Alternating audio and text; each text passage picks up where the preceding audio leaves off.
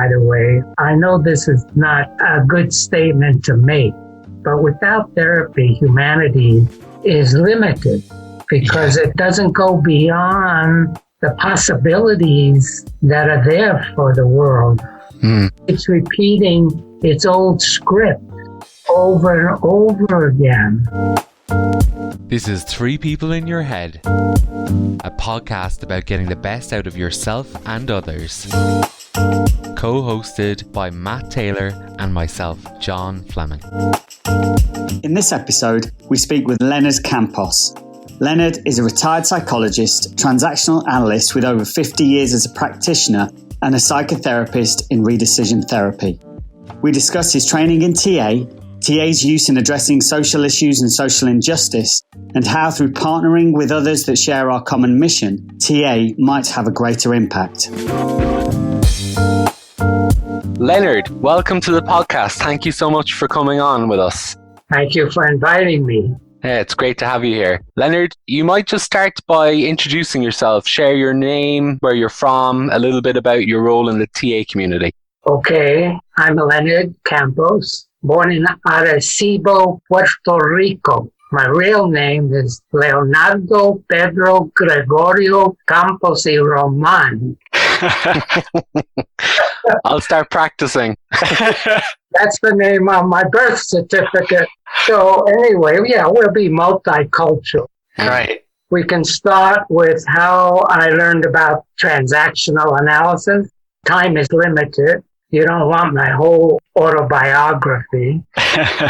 But born in Puerto Rico, came to New York, went to City College of New York. Then I was drafted into the Army for 2 years, went to Michigan State and got a PhD in clinical psychology. Right. While I was at Michigan State, John Hurley, who was an assistant professor, said there's this guy out there in California, Eric Byrne, who claims he's invented a whole new personality theory, calls it transactional analysis.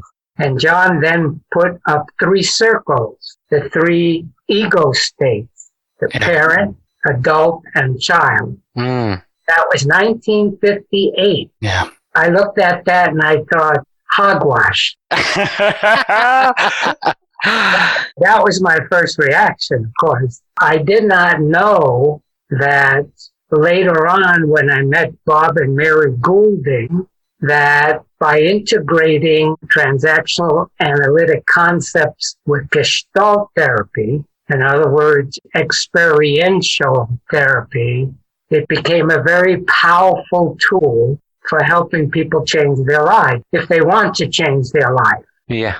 So I took to that with enthusiasm compared to how I first reacted to TA. And I hate saying TA because people then when they read it, they read Ta. Yeah. Then they go to the websites and they look for TA, up comes some Chinese restaurant.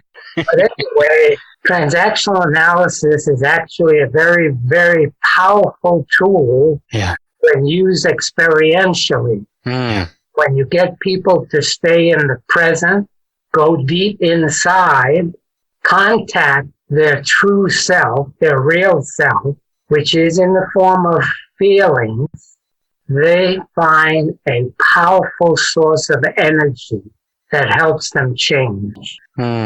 So we put that energy in the child ego state. That's where a lot of energy resides.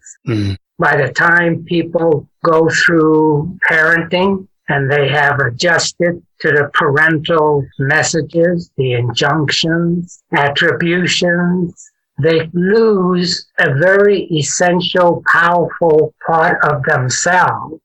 Could I just ask you to clarify what those 2 words mean, just for the public who might be listening, the injunctions and attributions that you talk about that happens through parenting? Okay. Injunctions come in the form of the don'ts. Yeah. So many people will have relatively benign injunctions from don't cross the street without looking, but it's not the kind of injunction that actually determines how you're going to live. Yeah. So if I pick one injunction, like don't enjoy, you will find that in many hardworking people who don't get joy out of their work. And they lose the truth that work can actually be play, especially when it's experienced through the joyful child part of you. Right. That's an injunction. And attribution is what you attribute to the child, like you're really important, or you're going to be a great person someday. And of course, they can turn negative, right? You get a co-parent who says, you're just like your father. You're never going to make it. So they're pretty powerful because the child is literal-minded. Yeah. Up to the age of 5, the child takes everything literally. Thank you. Yeah, does that answer your question? Yeah. And when you get into therapy, and I believe everybody should have therapy, I mean, good therapy. So I can use myself as an example, because when I first got into the training in Redecision therapy, which is an integrated model, it integrates TA with Gestalt, and it requires a behavioral criterion of change. Okay? It's an integrated model. Yeah. So when I went to my first training session, I was working as a psychologist. I was in charge of personality classification for the California Youth Authority, where we classified young people by personality. I was surprised when the federal government gave the institution I was working for a $5 million grant to compare cognitive behavioral therapy with transactional analysis. Oh, wow. Really?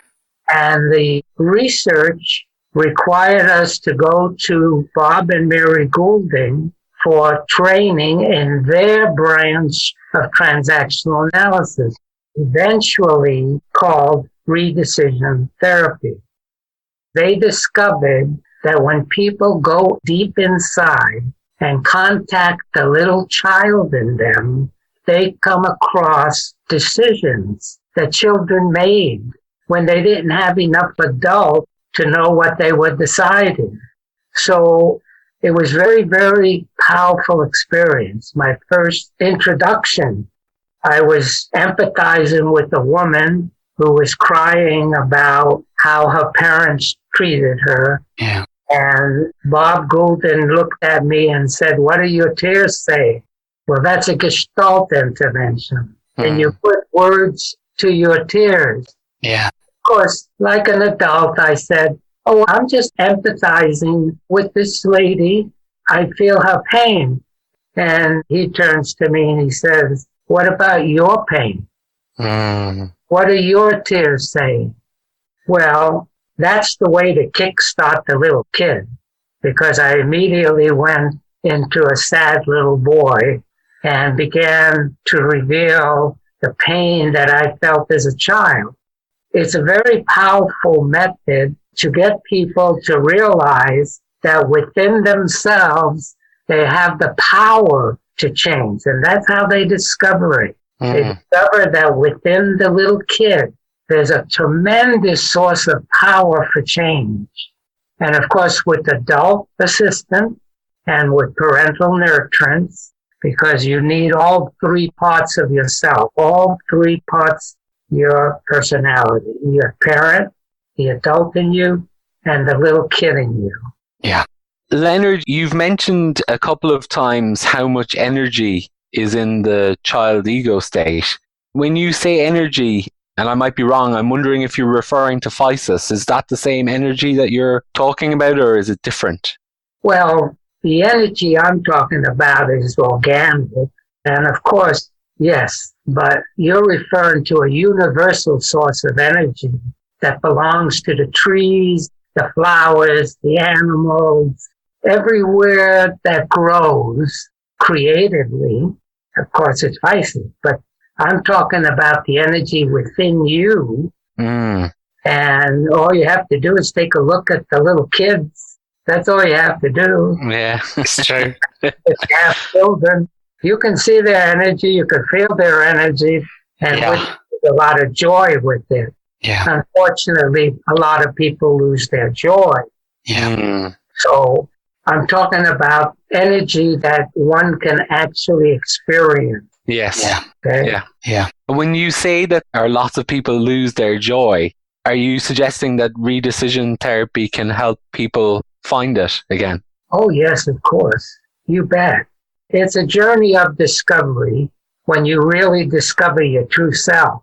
Mm. Remember now, we've all been socialized, huh? So it takes a determination, though, to want to change, though. If you're perfectly satisfied with the way you are, you don't need therapy. Yeah. What if you're not perfectly satisfied but not willing to change or take responsibility that you can change? What happens in that dynamic? Well, that's a good question because it symbolizes the problem with people. Yeah. There is passivity and inertia in people. Yeah. And a lot of people do not want to bother, okay? This is a pretty complex world. People don't need stress, okay? When you invite a person to reflect, contemplate, that takes some work. And a lot of people don't want to work. But you know the world's a mess. So we know the world does need changing, and it comes first from people changing. Yeah. Yeah. It's true.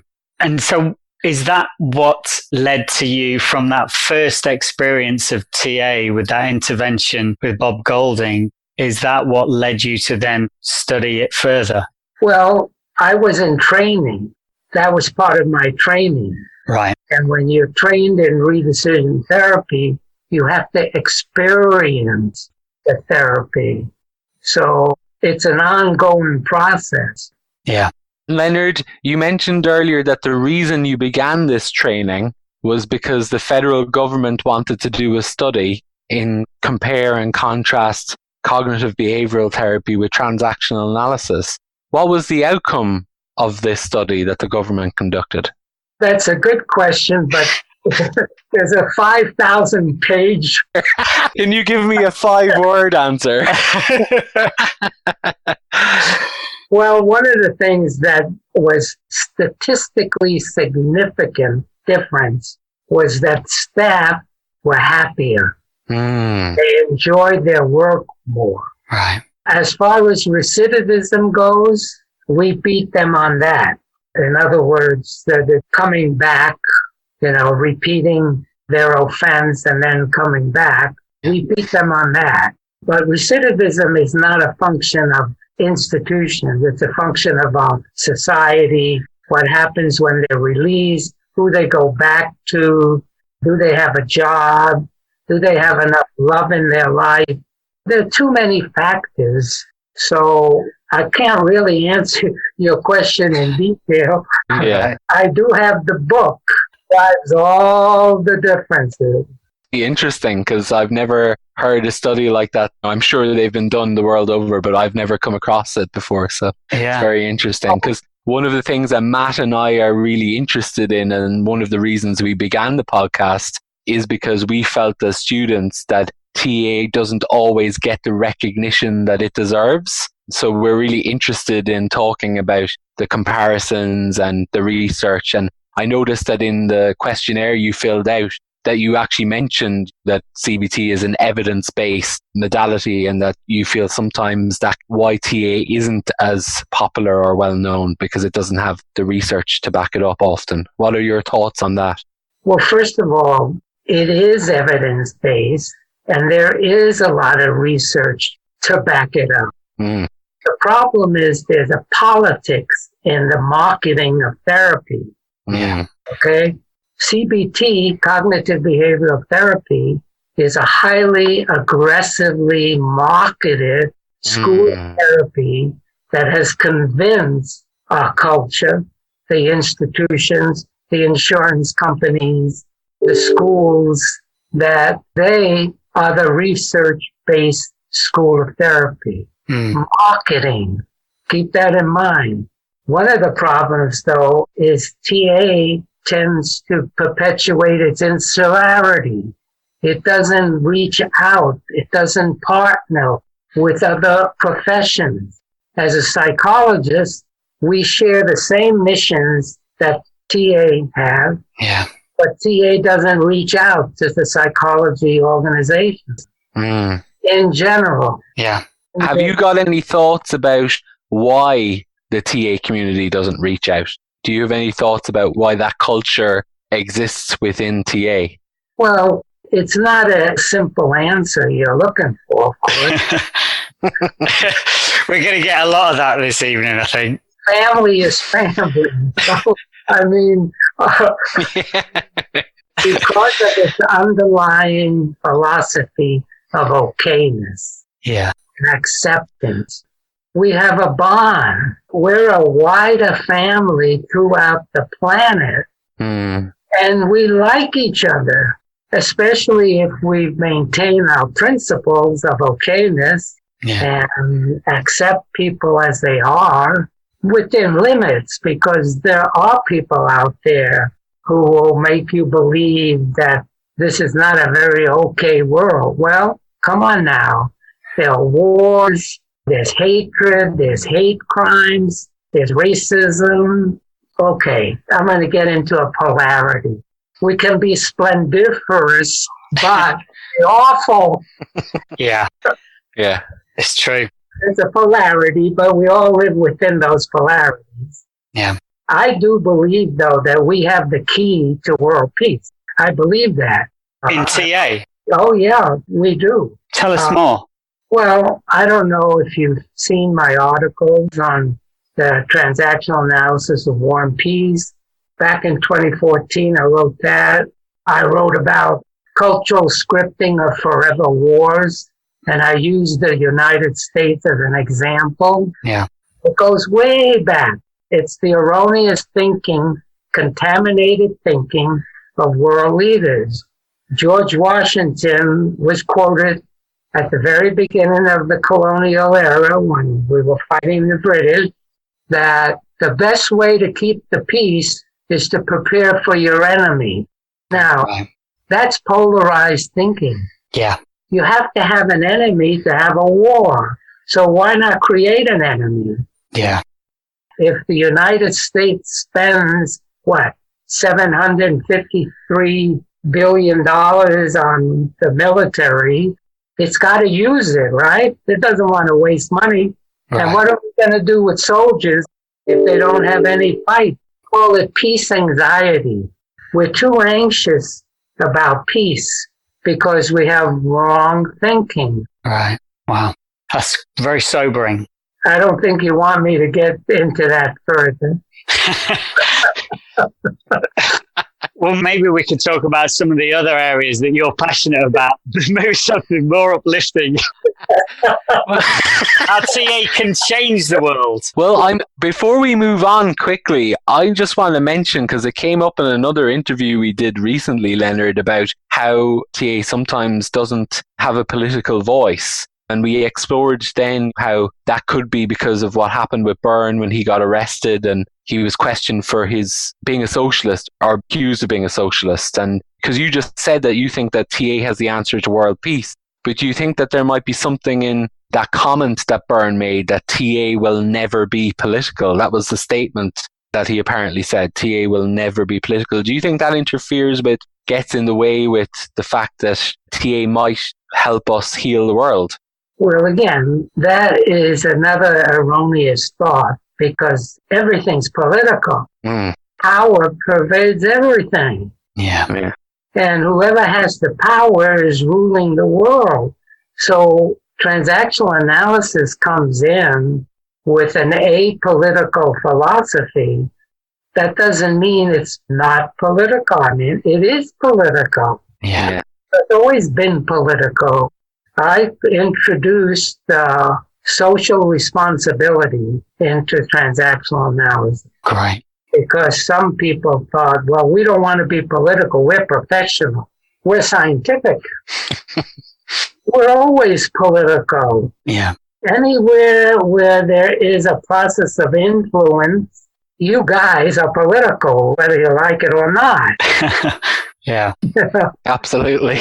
it's true. So I have been trying to get transactional analysts to be socially responsible for years. And we finally got a committee on the ITAA. We had one early back in 1975. I was in the Social Action Committee. Yeah. But it goes way back where politics not a bad word. Yeah. No, it's not. So it has to be political. Yeah. How do you change anything without power? Yeah, very true. Okay, so you want something light.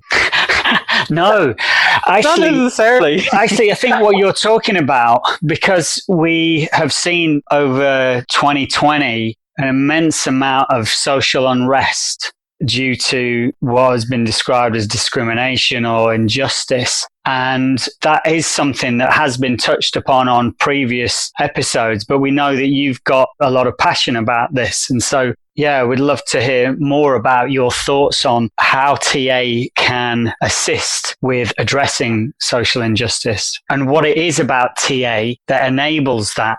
Okay, well, that's a good question. And you have what, how many, 2 more hours left?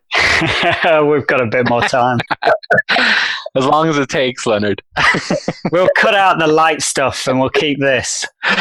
Well, you probably know that the use of the term social justice can be very superficial. It's not necessarily used in any depth dimension. Everybody co-opts it. You know, the churches talk about all the work in social justice, and nowadays lots and lots of people are talking about social justice because of racism, sexism, ageism, you name it. It's part of the contamination, okay? It's parental contamination of the adult, where the thinking, unfortunately, turns negative, critical. And by the way, I know this is not a good statement to make, but without therapy, humanity is limited because it doesn't go beyond the possibilities that are there for the world.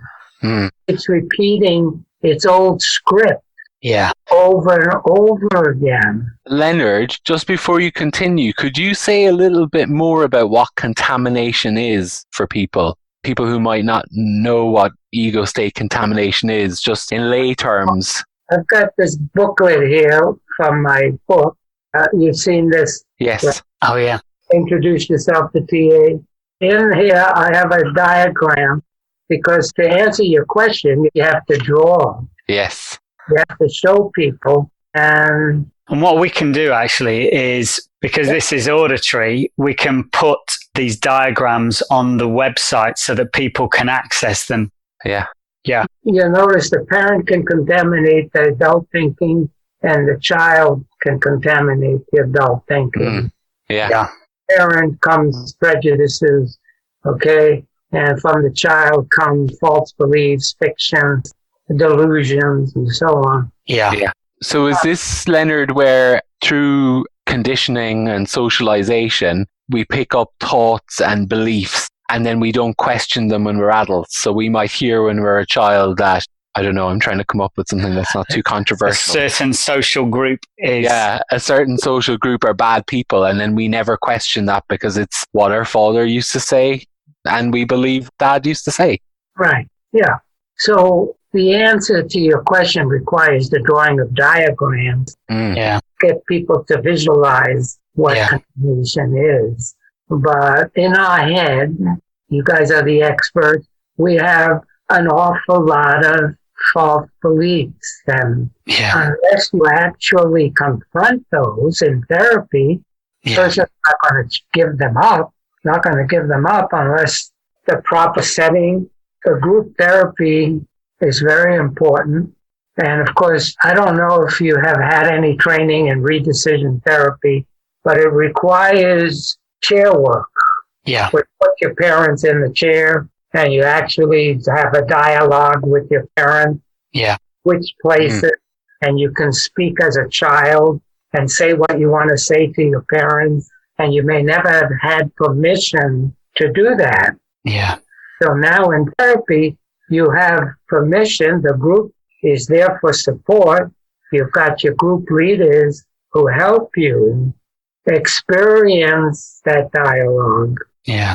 And if you discover yourself making a decision, you can change it because now you have sufficient adult in you. Yeah.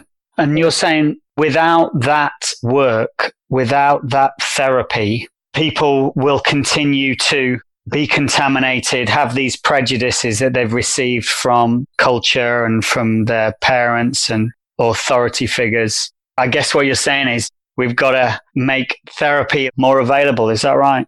Well, of course, I'm not sure that that's possible, but people don't like to change. You know that. Yeah. They're hurting. Yeah. If you're not hurting, why should I change? Yeah. But it is true.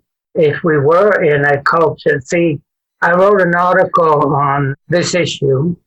If you can give people the references to my articles, there are a lot of answers there. Yeah. And so I find myself very restricted because I can't adequately answer. Yeah. Yeah, I appreciate that. It's a complex situation. Yeah. And we put the negative there on the contamination. Remember, there is a blending of the parent with the adult that's positive. Yeah. Not contamination is a term used for people who are affected negatively. Yeah. Okay? But remember, from a parent comes some very excellent values. People are okay. The basic I'm okay, you're okay stance. Yeah. It's part of why people love TA. Yeah. We may not always practice it, obviously, but at least we carry it around in our head. You're okay and I'm okay.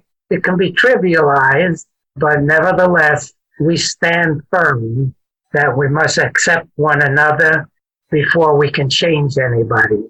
And what is it about that aspect of your work? Why did you start to write about these topics within the world of TA, the social injustice and working with TA and changing the world? Well, everything comes from us. I wouldn't be interested in social justice if I did not have the experience of social injustice. Yeah. Why would I care? Yeah. When I grew up in New York City as a Puerto Rican, I experienced the racism against Puerto Ricans.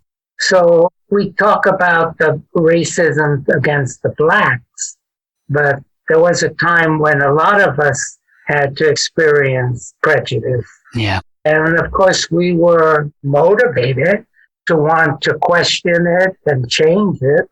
When I came to California as a psychologist, I noticed there were children working in the fields, Mexican children who were supposed to have been in school. So, hell, I just raised hell. Really? And of course, in those days, I just ranted and raved. I wasn't very smooth. That comes with age, does it? But you have to stand up to what is wrong in this world. And now with people involved in electronics and iPads and cell phones and so on, everybody's distracted. I always tell people, go join a march, do something active, take action. Right. But it does come from inside a person. Yeah. And of course it comes from me. Oh, you became a psychologist. Is that because you had something wrong with you when you were a little kid or what? No, of course not. Psychology is simply the study of people. Anyway, I'm trying to find a positive link here.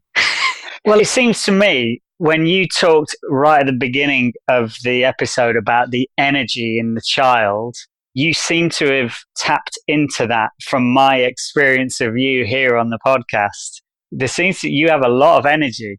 Well, thank you. And you were obviously around the TA world in the early days. Did you meet Eric Byrne himself? Oh, yeah, of course. Oh, you did? Wow. And I went to a few of the social psychiatry seminars, Yeah.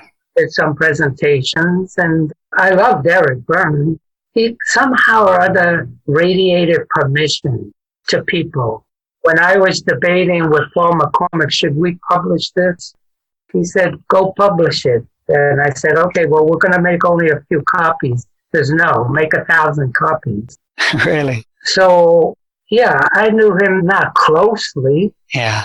We weren't pals or buddies, but I was one of the first 30 teaching members. Oh, Right. wow. Of ITAA. And Eric Byrne was on my examining committee, and Paul McCormick, and I believe Jack Doucet, Yeah.